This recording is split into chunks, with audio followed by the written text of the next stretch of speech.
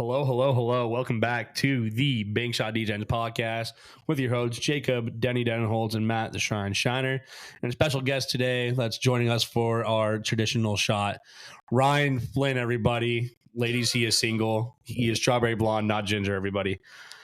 Denny, what's good? What's good, man? Wednesday, May 1st, 9:04 p.m. Playoff action is rolling, Matt. We're midway through the first round, and we got a lot to talk about.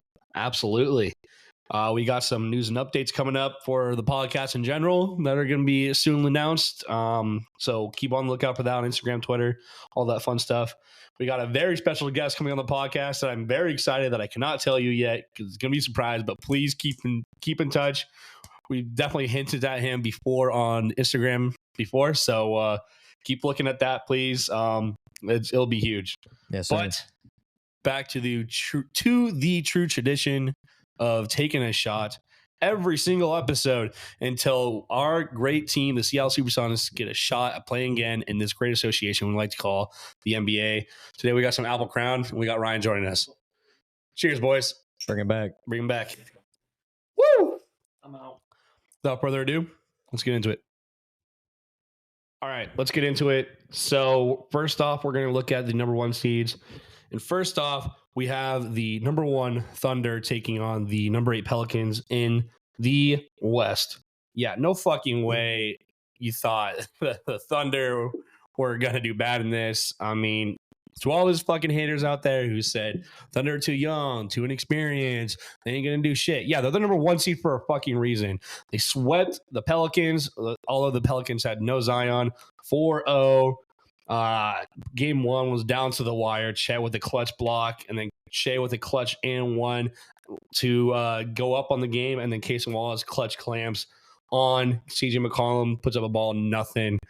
And from that was the only game that was close, and even it was just the rest of it was just Thunder from there. And Thunder struggled a little bit in game 4, but they closed out pretty easily. So I feels really good as a Thunder fan right now. We're finally back. The youngest team in NBA history to ever win a playoff series since the 1972, since when they started in the playoff series.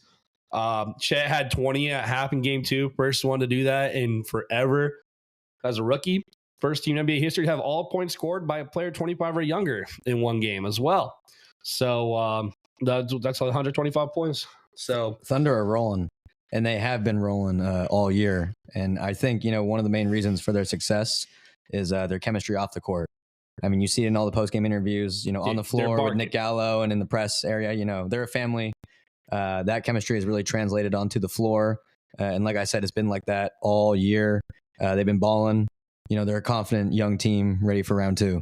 I cannot remember the last time I've seen an NBA team this close that just literally gathers around their guys, hanging out in and out of the locker room.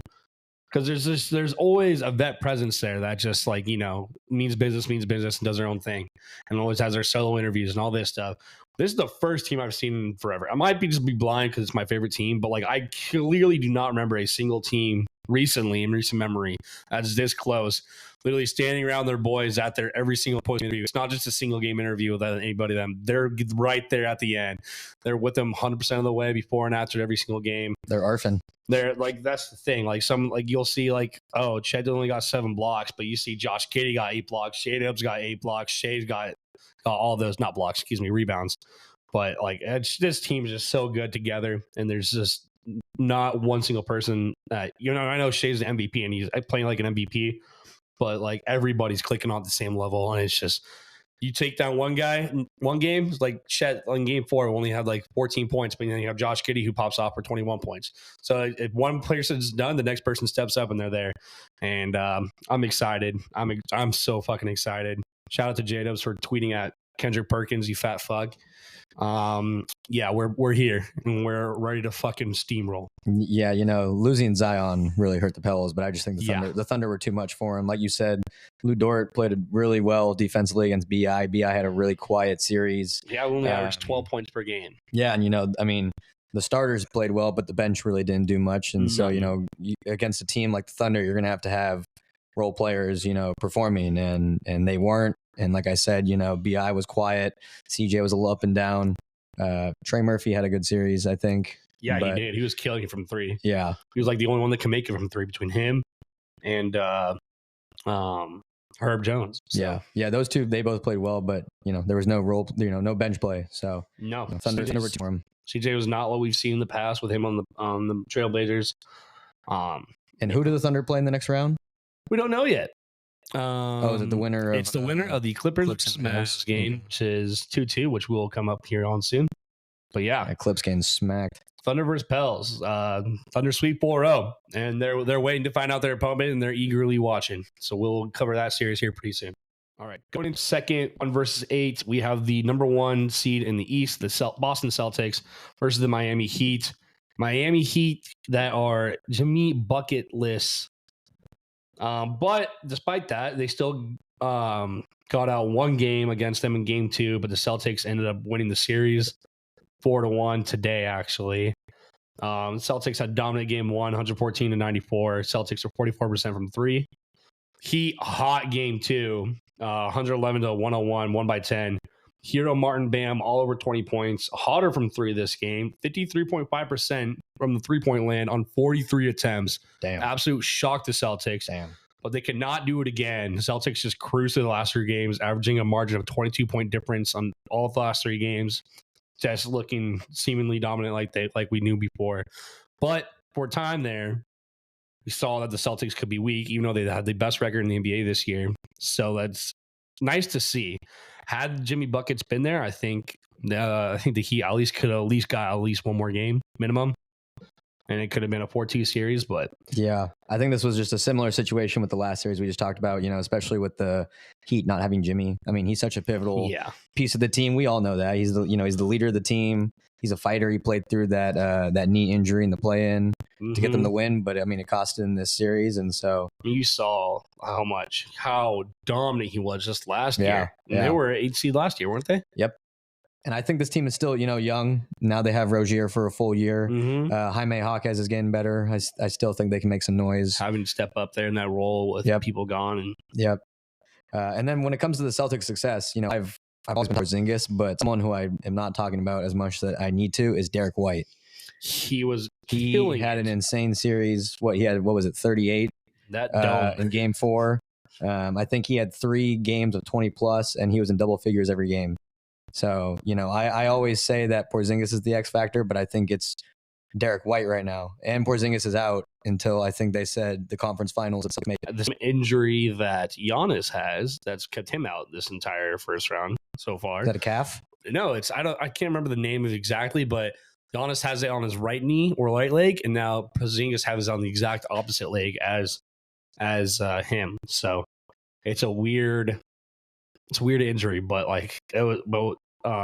same thing and injuring both these two men, and just massive loss for the Celtics. Obviously they'll be fine, I think, going through because they're not their number 1 player. If they lost Tatum, it'd be a different story, I feel like. Right. Do we know who they're playing in the next round? Do we? No, we don't yet. Though they play the winner of who? The Cavs and the Magic. Yeah. Okay. So we'll get to that game here in a little bit as well. Yep. All right. So to the number 2 versus number 7 seeds. First off in the West, we have the number 2 seed Denver Nuggets versus the number 7 seed Los Angeles Lakers, who in their way there by winning their first and only playing game they had to play to get there. Denver won this series 4-1, and Lakers were ahead of every single game at half. Every single one. And could not finish except for one of those games where they finally figured it out. Jamal Murray just looks like a different man during the playoffs. He has in the past. He still does. He had a dagger in game 2, just the game winner on the buzzer beater. And he had another huge shot in game 5 that put them up and 1 to eliminate the Lakers. And it was just insane. AD and Braun clearly frustrated with Darvin Ham. Press conferences were hilarious to watch. They dropping microphones. LeBron just saying it's just basketball. I'm not going to answer that question. I'm done. They're just clearly finished. Nuggets had 11 straight wins against the Lakers before the Lakers finally took game 4 of that. And LeBron, will it be his last game as a Laker? Denny, thoughts on this series?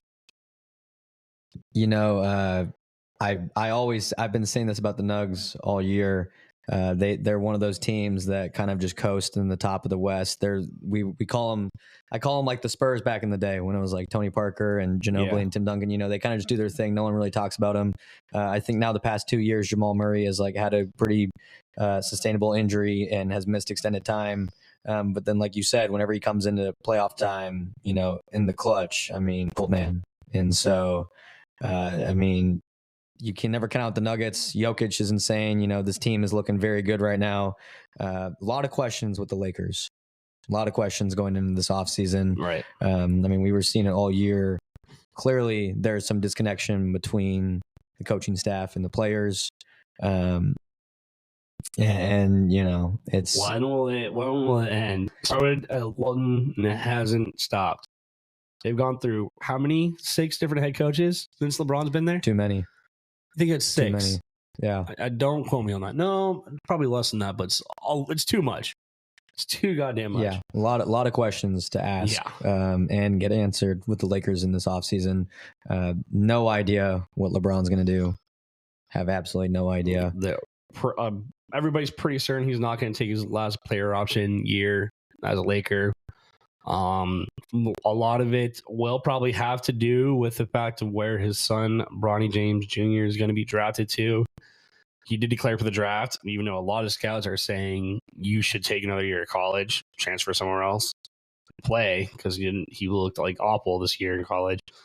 But despite that, the truth is the fact that most people know wherever Bronny goes, LeBron might as well follow as well, because he wants to play with his son before he retires in the NBA.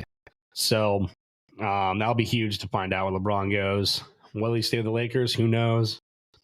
You can point out a lot of mistakes that they made in this series, but I think so much. One thing that it just baffled me was I can't remember what game it was, but it might have been all series. But Aaron Gordon running baseline was wide open every single possession. Going up with an easy dunk. Yeah. Designated yeah. dunker. So they're throwing lobs to him. They're giving him bounce passes. He's going up. And then with him being down in that baseline too, he's always getting the offensive rebound. Yeah. This guy's all over the place. He had a very effective series. I think, Michael Porter Jr. played well too. Yeah, they're, the Nugs were too much for the Lakers. Double team Jokic early in the game. Yep. It was working, but Jokic would get a pass off. And just like I said, there's always somebody else open. And Jokic is way too good at passing. That's why he's been double teamed all year, and he still figures out a way to make it work. And he can trust everybody on his team there. So that's another part of it. But it's just like the Lakers played defense every single first half, and they got too tired of it and didn't come to game like the second half. Reminds me of some other team. I'll get to that team here in a little bit in a second, but yeah, man, But yeah, AR didn't really play well in the series. Nope. D'Lo, like all season, has been just a little inconsistent. Mm-hmm. So we'll see what happens with that team going in the offseason. But yeah, Nuggets advance. All right, second. Number 2 versus number 7 in the East is the number 2 New York Knicks versus the number 7 76ers.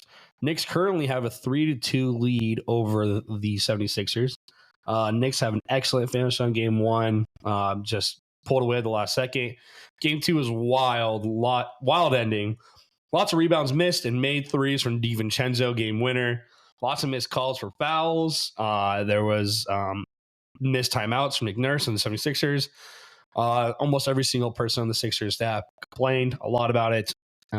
They filed that grievance with the NBA. They did, and then NBA did come back and said they missed a lot, but nothing's going to happen. So that's just how it goes.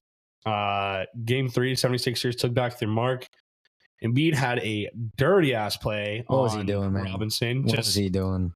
Pulling his leg mid jump while he's on the floor. What are you doing? Embiid has been a darling of the league the last couple of years. He won MVP last year, and everybody was leading points this last year, and before he got injured, and everybody looks to him a lot. He's a great player, but he doesn't need to be doing this shit. And weirdly enough, Embiid has 5 more flagrant fouls already in his career, with half the amount of games that Draymond Green has. That's crazy.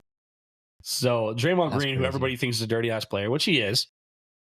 Joel Embiid already has more flagrant fouls than him. And Joel Embiid is just, whenever Joel Embiid just gives up on a play, he'll just do the stupidest shit. And he just gives up on a play, and it just looks horrible. So there's that. And then game 4 was a nail biter as well.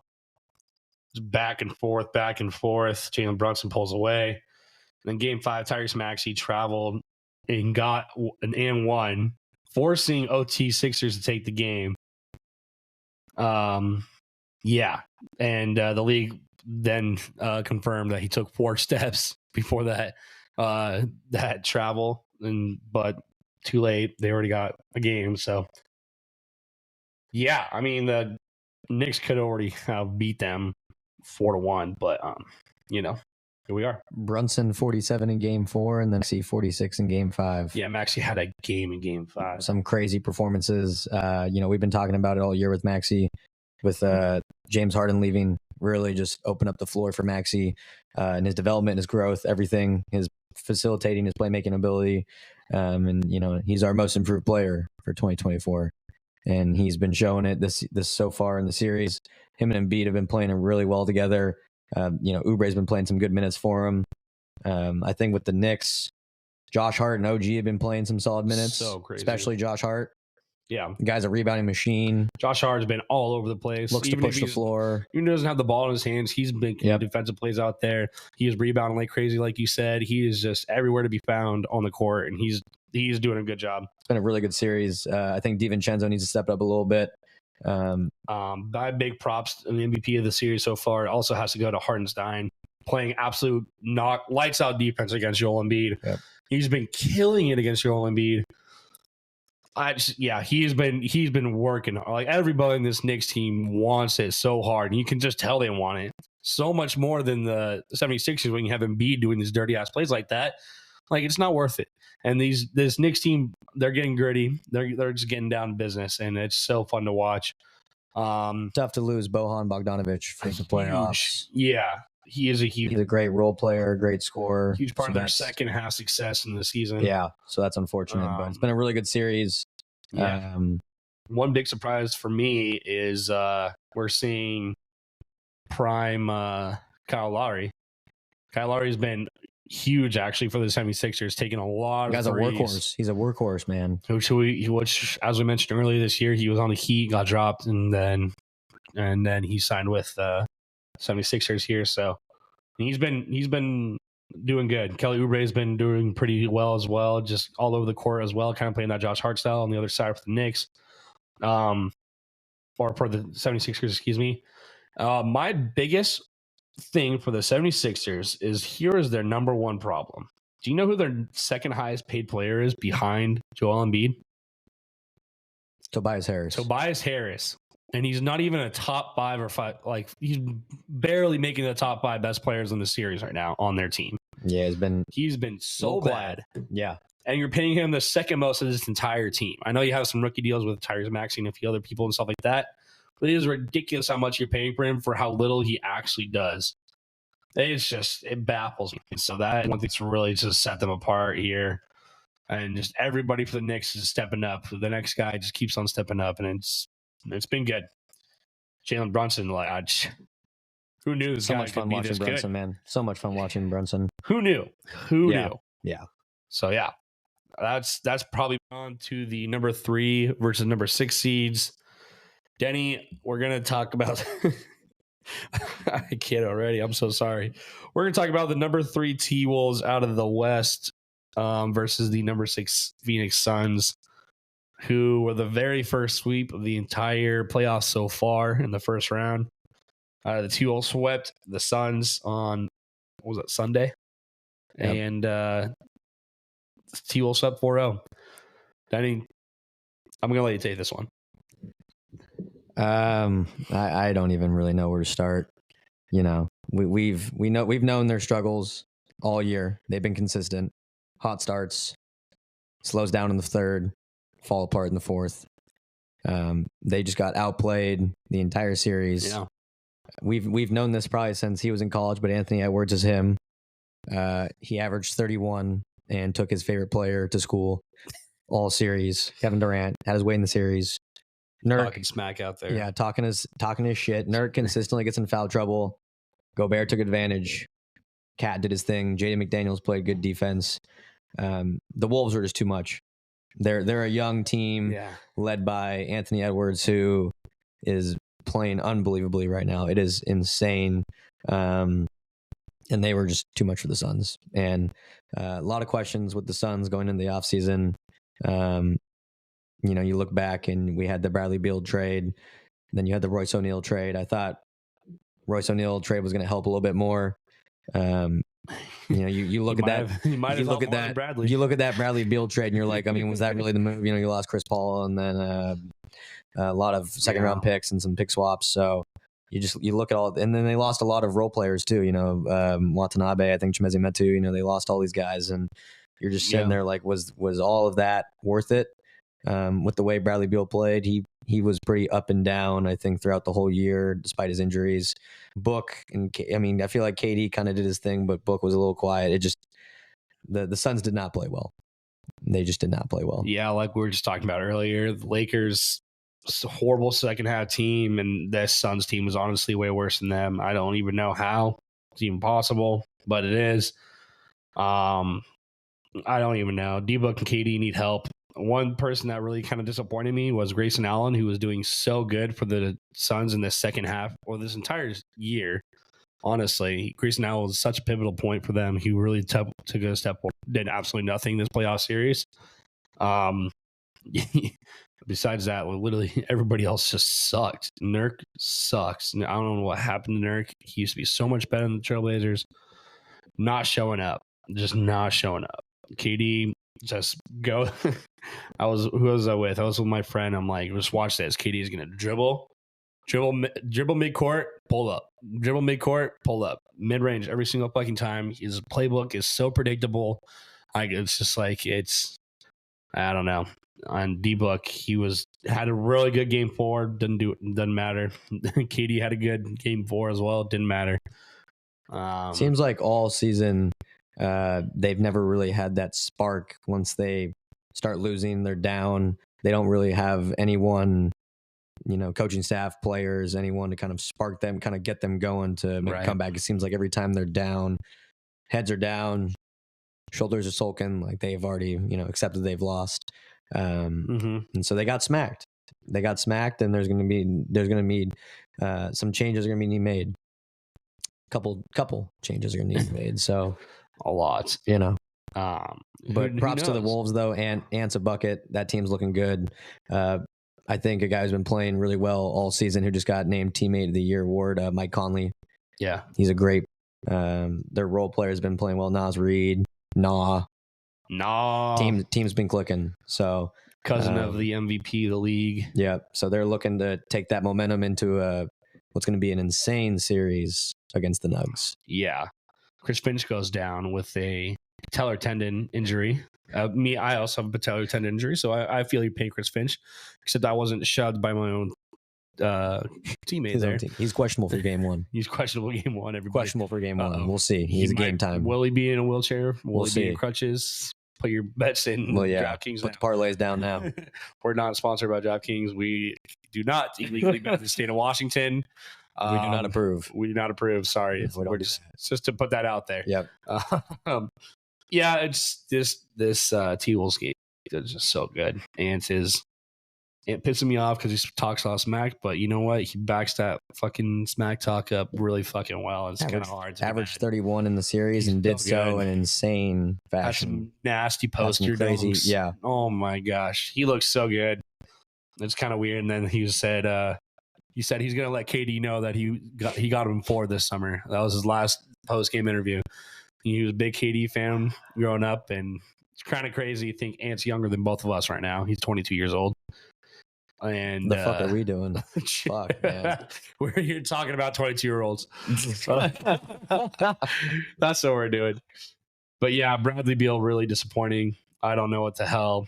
That's not the man I ever remember seeing over in Washington. So I have no idea. But yeah, I mean, at least KD and Book have Team USA to look forward to. And Denny, I know you don't want to hear it.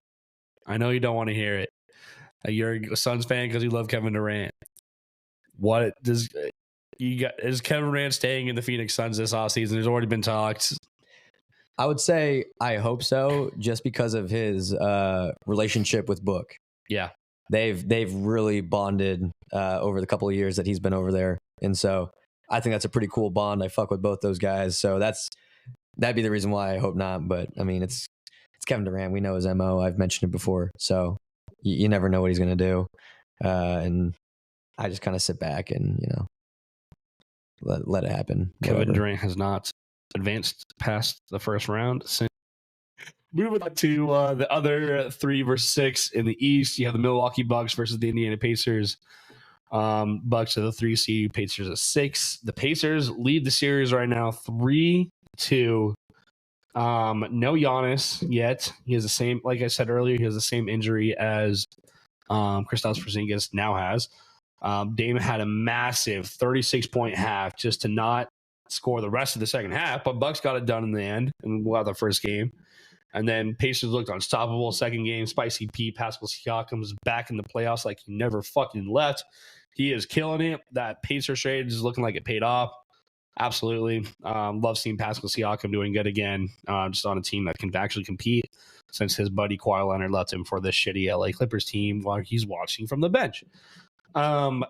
Pacers game 3, Dame gets injured during Pacers win in OT despite Chris Middleton carrying with 40 plus points, carrying all the way. He was just absolutely insane, just making crazy ass shots.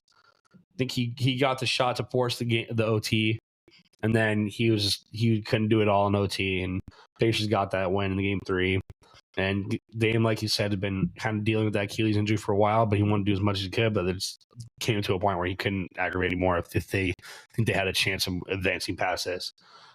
Game 4, no Dame, no Giannis. Pacers take it pretty easily. And then game 5, Bucks have a nice comeback carrying out Bobby Portis.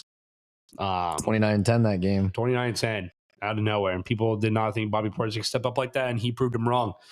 I like Bobby Portis. He was on my fantasy team earlier this year.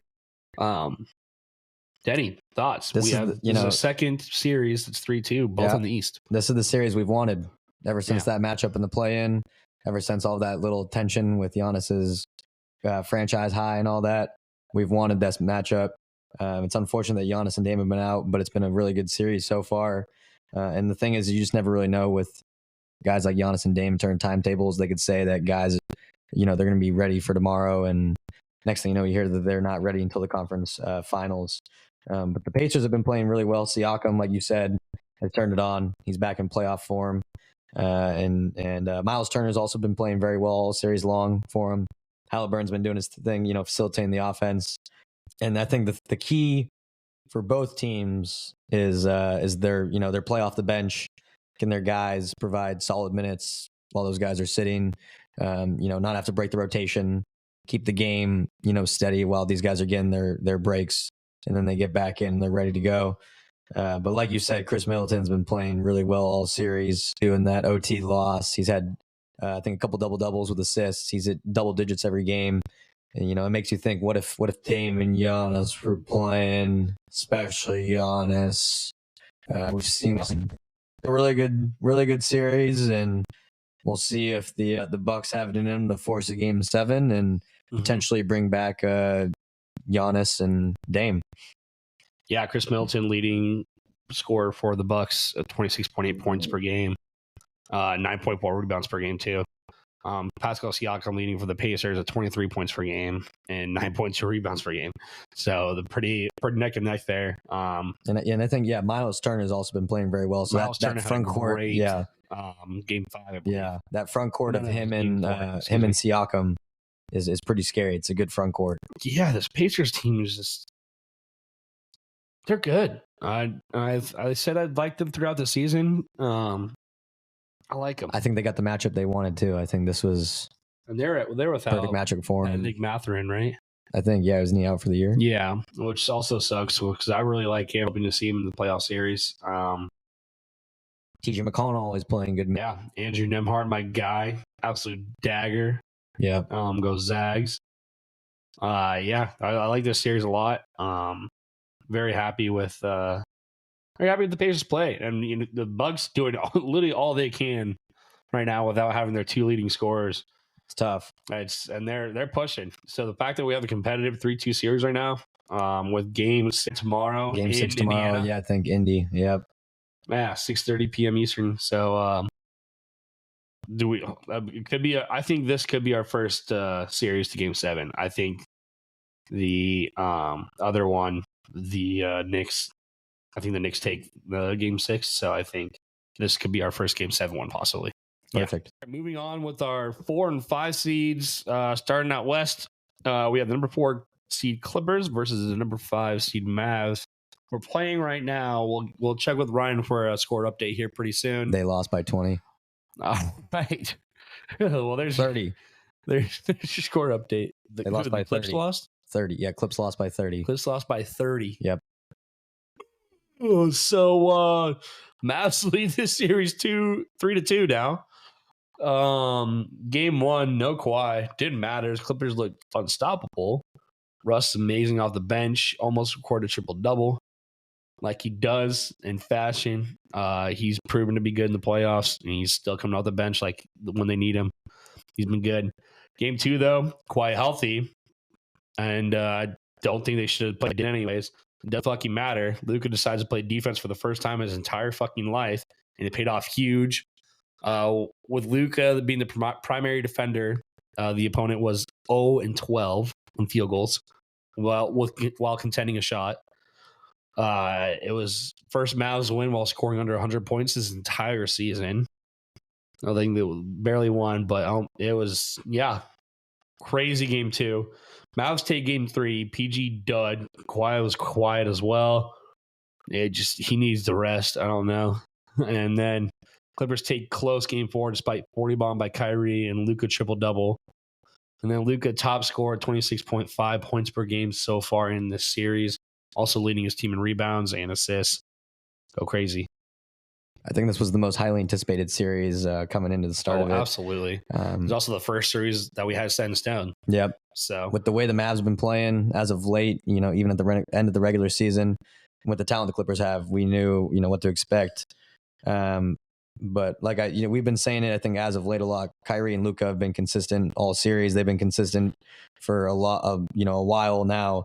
The question with those two always is, can they stay consistent defensively?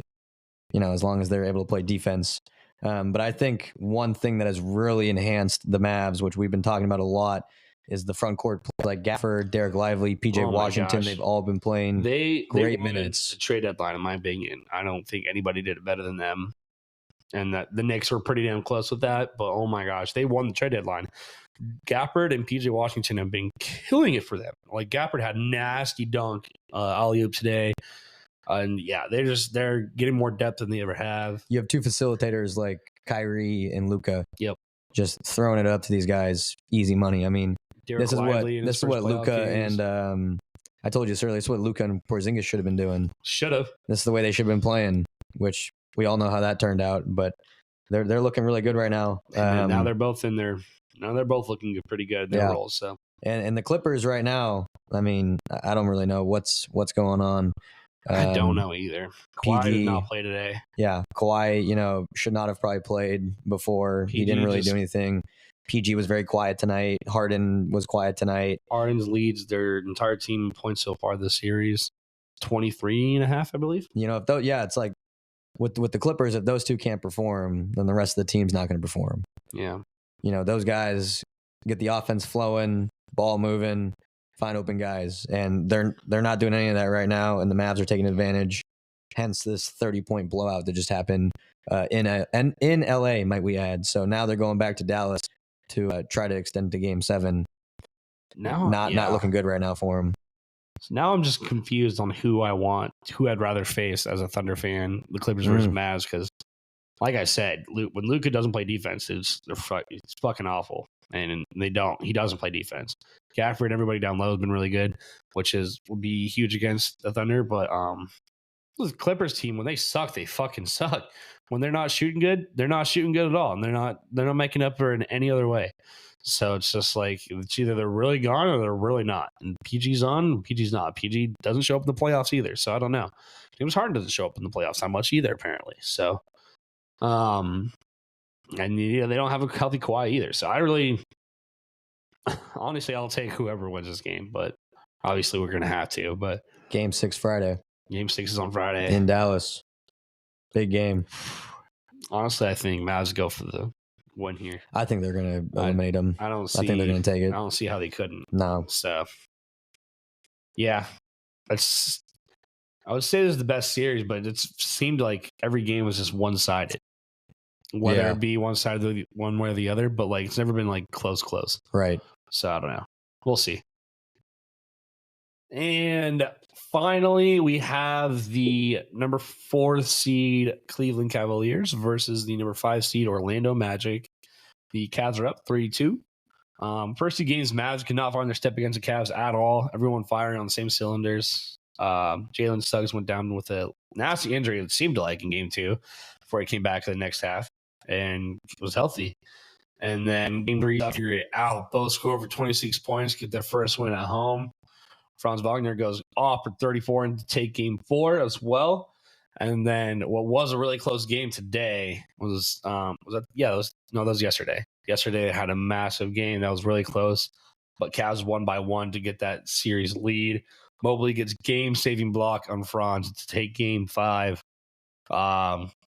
This has been an interesting series too. Like I said, like those first 2 games, the Mavs did not look good, or the Magic did not look good at all, and it's been weird. And like I said, the narrative is still a pretty young team, the Banchero, just in his sophomore year, and you have Jalen Suggs only in his 3rd year leading this team pretty much. So it's still a pretty young team as well. I'm talking about the young team narrative. But I think they're just figuring it out every single game they go.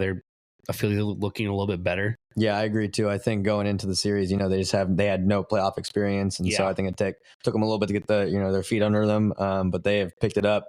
That Franz game was insane, and he almost had a game time layup, but that was insane defense by Mobley on that. Both the Wagners, Franz and Mo. Yeah.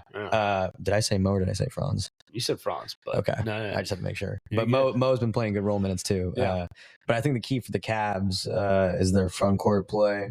When both Allen and both are active in the paint, it opens up the floor a lot more, and they both crash the boards very well. We know what Spida can do. We know what Garland can do next to him. But the key, I think, is Allen and Evan Mobley. And then when you look at the Magic, I think it's their role players. I just talked about Mo Wagner, Jonathan Isaac, Markelle Fultz, Cole Anthony. Can these guys step up consistently? In the games they've won, their role players have stepped up. In the games they've lost, they've been pretty quiet. So I think a lot of their success really is on their depth, which we've talked about, I think, all year, especially the guard play is really consistent. And so, going into game 6, Magic are just everyone's going to have to step up. Yeah. Sorry, I just threw a little bit in my mouth there when you said Markelle Fultz. Oh, fuck the Huskies. Oh, sorry. Where'd that come from? Anyways, yeah. I agree with everything you just said. I think the Magic, I said that the Bucks game could be the first game 7, but I think the Magic could easily take this game 7, especially with the fact they only lost by 1 point yesterday. They're figuring it out. And I love it. And I'm really excited to see what they can do in game 5 or game 6. And I think they could easily take this back. But at the same time, like you said, when that front court it is hitting. So, yeah, that is it for today. I think we're going to wrap up with that. And we're just going to wait to see the end of this first round happen up. And then we will come back probably. Round 2 preview. Round 2 semifinals. Depending on when all the series start, because it might be a little weird. Yeah. Some series might start before others. But, we've been crazy here. So. Yeah, life's crazy, but we always got to find time to talk about NBA. And, best time of the year right now. Yeah, best time of the year. So we're going to keep it rolling, into round 2, conference semifinals.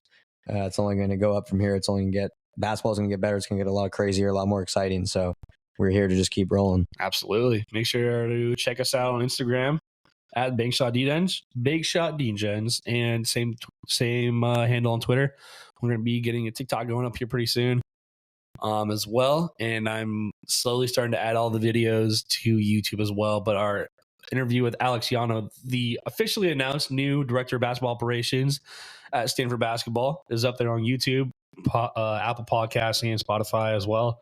So go listen to that episode, please. The man's helped us quite a bit. And like I said, stay tuned for our new guest that's coming on here. I'm so excited to interview him and talk with him. He's gonna. This person is ridiculous. So be on the lookout for that. Appreciate the support. Absolutely.